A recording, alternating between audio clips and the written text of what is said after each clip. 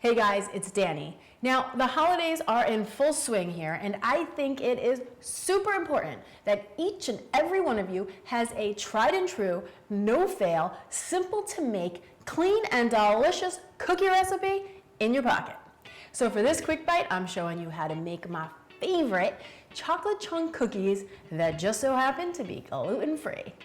So I've got my oven preheating to 350 degrees, and in this bowl I've got 1 cup of all natural almond butter. Yep, believe it or not, that is the base of this recipe. There's no flour, which is why it's gluten-free, and there's no butter, just good old-fashioned almond butter. You do want to make sure, however, that the only ingredient you've got is almonds. If there's salt, that's okay. Just make sure you pull back on the salt we add to the recipe. And a lot of times when you open a new jar of almond butter, you're going to notice that there's a lot of oil pulled to the top, just like this. If that's the case, just make sure you stir it really well before you scoop your cup out.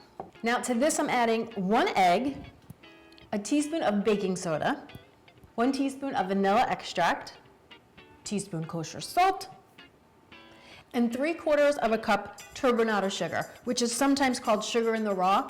Now what I like about this sugar is the granules are bigger than regular sugar, and it has a richer, more molasses flavor, and those granules give the cookie a nice extra bit of texture.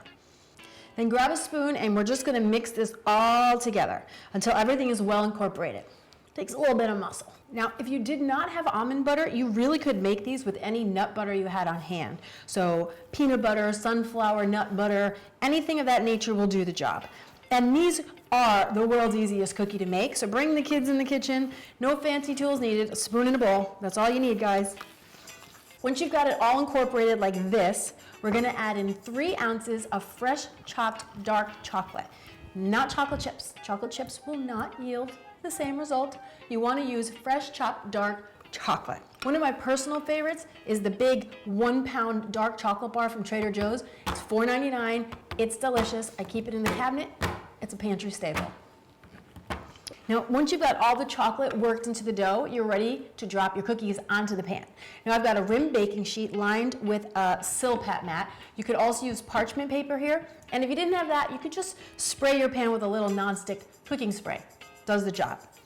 So grab a little bit of the dough, just like this, and then I usually just take it in my fingers, create a loose ball, and then place it on the pan. The goal is to get 22 cookies, so about a tablespoon each. Now you want to make sure that you don't overcrowd the pan here, so 15 will comfortably fit per pan. You're going to have to do 2 batches. From here we're going to pop them in the oven for 10 minutes. Now, you are going to know that your cookies are ready because number 1, your kitchen is going to smell amazing, and number 2, they're going to be nice and golden brown. Now, with these cookies, it is very important that you do not touch them. Don't try to move them or transfer them until they have completely cooled, because when they're hot, they're very delicate. But once they're cool, they're ready to go.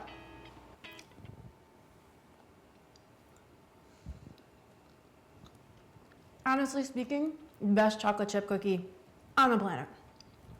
Thanks so much for watching. I'm Danny Spees, and I'll see you back here next week with some more clean and deliciousness. Not only does it give a richer... Ready? What's happening with my hair?